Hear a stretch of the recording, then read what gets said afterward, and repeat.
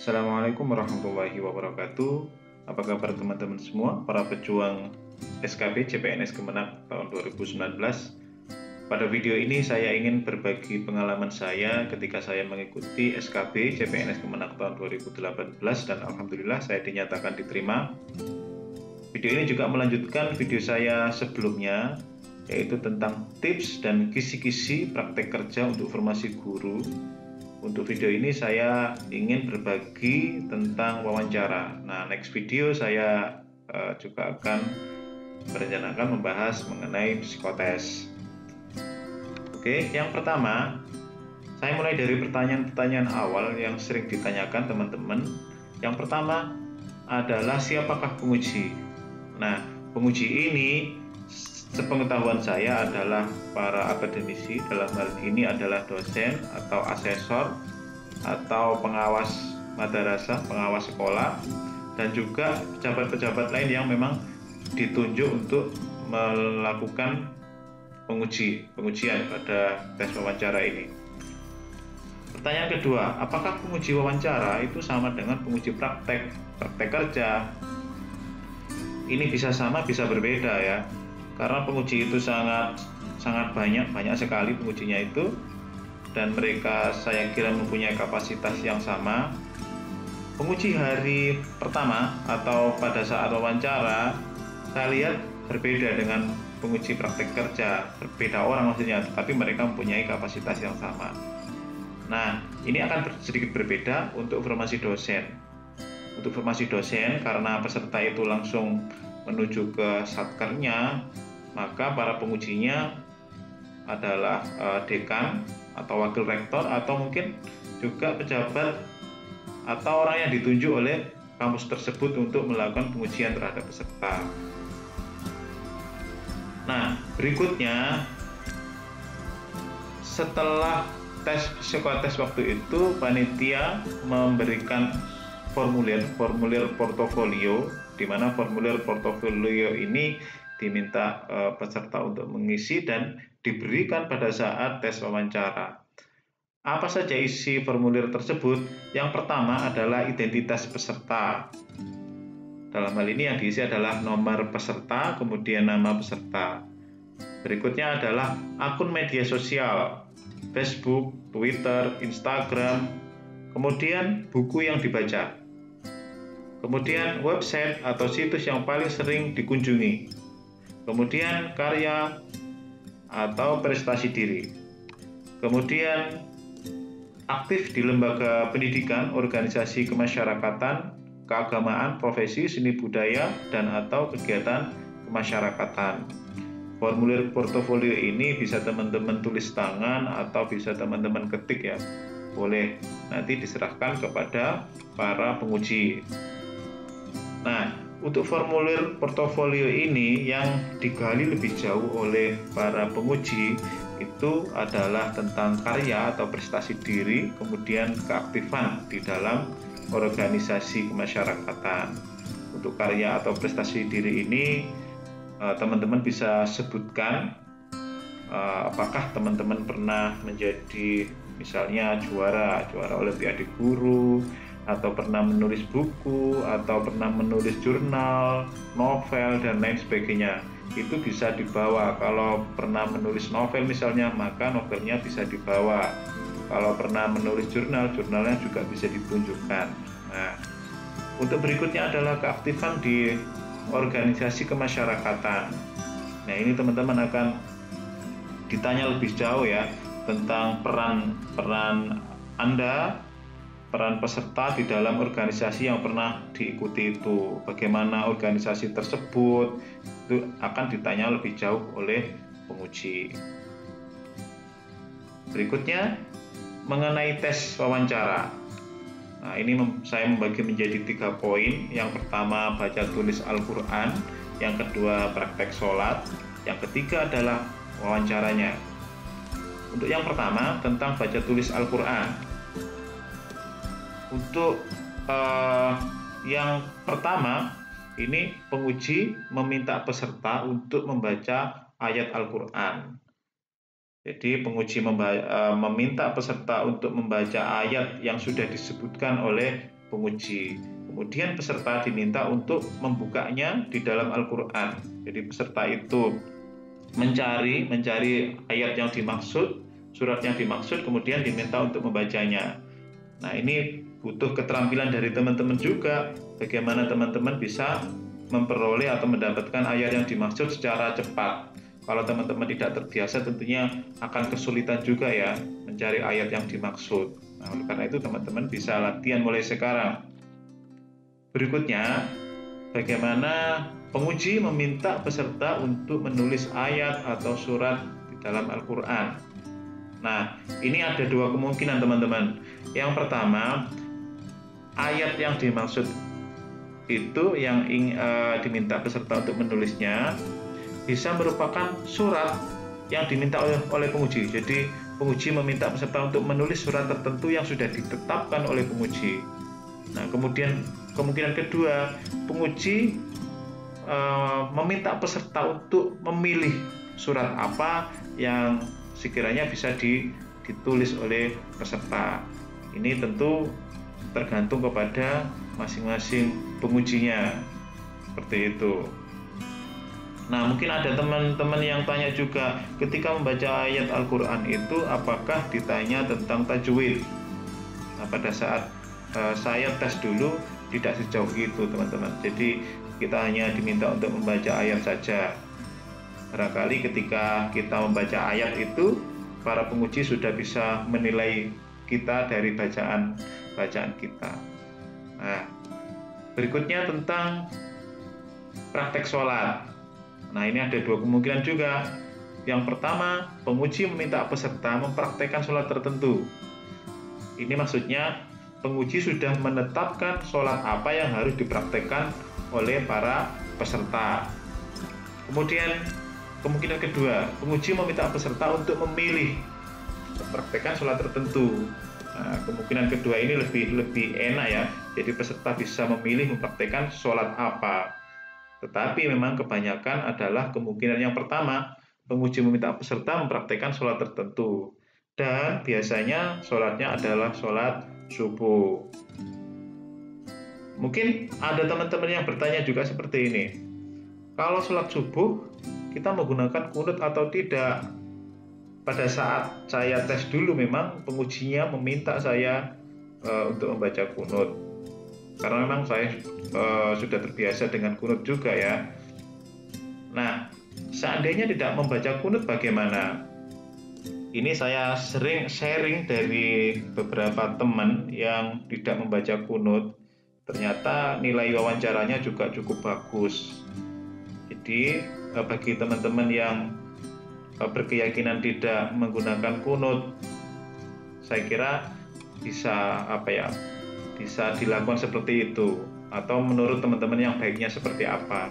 Karena menurut cerita atau sharing dari beberapa teman, hal tersebut tidak menjadi penilaian yang cukup signifikan, gitu ya. Jadi meskipun tidak membaca kunut, kalau memang proses wawancaranya itu dia dapat memberikan jawaban-jawaban yang bagus, mempunyai pengetahuan agama yang bagus, insya Allah nilainya juga cukup bagus. Nah, berikutnya ini pertanyaan-pertanyaan wawancara. Temanya adalah tentang komitmen kebangsaan dan moderasi beragama. Memang ada yang mengatakan bahwa pertanyaan-pertanyaannya itu adalah pertanyaan yang hot issue atau isu-isu yang sedang hangat dibicarakan, meskipun dengan tema tentang kebangsaan dan moderasi beragama. Nah, bisa jadi seperti itu karena pada waktu itu yang isu yang lagi hangat yang dibicarakan adalah tentang Islam radikal, kemudian pemilihan pemimpin. Ternyata memang pertanyaan-pertanyaannya itu banyak sekali yang berkaitan dengan itu. Nah, di dalam hal ini saya menghimpun beberapa pertanyaan yang diajukan. Ini saya sharing dengan beberapa teman yang melaksanakan SKB sehingga terkumpul beberapa pertanyaan yang ditanyakan. Tetapi mohon maaf teman-teman ya, karena keterbatasan saya mungkin tidak menjawab atau jawabannya itu saya berikan kepada teman-teman sekalian, saya kembalikan kepada teman-teman sekalian. Hanya saya di sini memberikan pertanyaan-pertanyaan tertentu saja. Oke, yang pertama ini ada teman yang ditanya, apa pandangan dan sikap Anda terhadap paham Ahmadiyah? Ini masih ditanyakan. Kemudian ada pertanyaan juga, Anda sebagai guru, apa sikap Anda jika ada seseorang yang menanamkan paham radikal di sekolah? Nah, yang sudah menjadi guru tentunya teman-teman, saya yakin tahu ya apa yang harus dilakukan. Tapi kalau pendapat subjektif saya, tentunya jika ada seorang seperti itu ya tentu kita ingatkan secara baik-baik seperti itu. Kita ajak diskusi dan lain sebagainya. Kemudian pertanyaan ketiga, akhir-akhir ini paham kebangsaan mulai menurun. Nah, sebagai guru, bagaimana langkah Anda untuk menanamkan semangat kebangsaan dan cinta tanah air kepada siswa? Nah, tentu ini bisa dilakukan dengan cara kita dialog dengan siswa, dengan cara kita memberikan pemahaman-pemahaman kepada siswa. Kemudian ada juga pertanyaan, apa sikap Anda jika ada anggota keluarga yang terindikasi paham radikal? Ini sebetulnya hampir sama ya dengan pertanyaan yang nomor 2. Kemudian ada pertanyaan seperti ini. Nah, ini tentang surat Al-Maidah ayat 41. Kita diminta untuk membaca surat Al-Maidah, kemudian mengartikannya, kemudian diminta untuk memberikan makna atau tafsiran dari ayat tersebut. Kemudian yang keenam, ini juga tentang surat Al-Maidah ayat 44. Ini hampir sama seperti pertanyaan nomor 5. Nah, teman-teman nanti bisa membuka surat Al-Maidah, membacanya dan melihat artinya seperti apa. Karena pada saat itu memang banyak sekali teman yang diminta untuk mengartikan, membaca Al-Maidah beserta maknanya ya.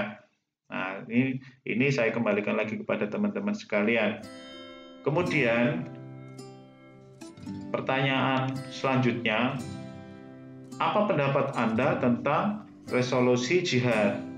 Nah, ini teman-teman yang belum tahu bisa browsing di Google. Saya kira banyak sekali yang membahas tentang resolusi jihad. Kemudian pendapat kita mengenai memilih pemimpin non-muslim itu seperti apa? Kemudian yang ke-9, apa pendapat Anda tentang Islam garis keras? Kemudian ke-10, apa sikap Anda terhadap maraknya berita hoax yang akhir-akhir ini terjadi? Kemudian pertanyaan ke-11 adalah, apa pandangan Anda tentang korupsi yang masih marak di Indonesia? Nah, pertanyaan tentang korupsi ini biasanya akan sering ditanyakan pada informasi-informasi yang berkaitan dengan mungkin analis keuangan seperti itu ya. Kemudian pertanyaan berikutnya, sebagai guru, apa cara Anda untuk menghadapi kenakalan siswa? Nah, saya kira kalau teman-teman sekalian sudah menjadi guru ya, tentu akan mempunyai pandangan bagaimana cara kita menghadapi kenakalan siswa. Kemudian yang ke-13, ini ada pertanyaan seperti ini juga. Apa motivasi Anda menjadi PNS? Nah, ini teman-teman bisa menyebutkan motivasi teman-teman menjadi PNS, tetapi kalau pendapat subjektif saya, PNS ini kan merupakan abdi negara ya. Oleh karena itu jawabannya ya tidak jauh dari abdi, pengabdian gitu ya. Nanti teman-teman bisa mengembangkan sendiri jawabannya. Kemudian pertanyaan ke-14, bagaimana pendapat Anda tentang tempat hiburan malam yang ditutup paksa oleh Ormas Islam? Ini ada teman yang ditanyakan seperti ini juga. Kemudian ke-15, bagaimana nanti jika Anda menjadi PNS, ada kepentingan keluarga, misalnya anak sakit, padahal ada tugas penting yang harus dilaksanakan waktu itu juga. Nah, Anda pilih yang mana? Ini pertanyaan ini mirip pertanyaan di TKP ya. Nah, tentu saja kita tidak bisa mengabaikan kepentingan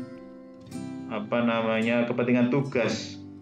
Tentu harus ada dialog-dialog tertentu sehingga terjadi win-win solution seperti itu. Nah, berikutnya ada studi kasus, misalnya seperti ini. Suatu saat Anda berkumpul dengan teman-teman Anda, kemudian beberapa teman yang berada di situ sedang membicarakan kejelekan teman yang lainnya. Apa sikap Anda? Pertanyaan ini diajukan kepada teman saya dan teman saya ini mendapatkan nilai yang sangat bagus menurut saya pada wawancara. Oleh karena itu saya tanya kepada dia jawab apa gitu ya. Ternyata untuk menjawab pertanyaan ini teman saya itu membacakan hadis yang artinya seperti ini. Barang siapa di antara kalian melihat kemungkaran, hendaklah dia merubahnya dengan tangannya. Apabila tidak mampu, hendaklah dia merubah hal itu dengan lisannya. Apabila tidak mampu lagi, hendaklah dia ingkari dengan hatinya, dan inilah selemah-selemah iman. Nah, artinya di sini kita tunjukkan bahwa yang pertama kita sampaikan baik-baik ya, bahwa kita katakan bahwa itu tidak baik gitu ya, kita nasihati. Kemudian kalau tidak mampu ya kita bisa meninggalkan forum tersebut. Ternyata ketika teman saya itu menjelaskan atau menjawab dengan hadis ini, membaca hadisnya, ternyata pengujinya itu memberikan respon yang luar biasa. Pengujinya begitu istilahnya takjub gitu ya. Ada yang bisa menjawab dengan menyebutkan hadis. Nah, ini juga bisa menjadi tips bagi teman-teman sekalian. Kalau menjawab pertanyaan kemudian teman-teman bisa menyebutkan hadisnya atau suratnya, tentu itu akan menjadi impresi tersendiri bagi penguji, sehingga teman-teman dinilai sebagai orang yang mempunyai wawasan keagamaan yang bagus. Kemudian yang terakhir, ini juga ada teman yang ditanya seperti ini. Mana yang terlebih dahulu kamu tolong jika ada musibah di Bali yang mayoritas non-muslim atau di Malaysia yang mayoritas muslim? Ini kita diminta untuk memilih. Nah, saya kira dalam hal ini kalau masalah musibah itu adalah masalah kemanusiaan ya, bukan masalah agama. Jadi tetap kita dahulukan mana yang perlu untuk kita tolong, seperti itu. Oke, teman-teman sekalian, saya kira cukup sampai di sini. Ini adalah beberapa pertanyaan yang saya himpun dari teman-teman saya yang sudah mengikuti tes SKB. Semoga video ini bermanfaat bagi teman-teman sekalian yang akan melaksanakan tes SKB tahun 2020 ini ya. Saya akhiri, wassalamualaikum warahmatullahi wabarakatuh.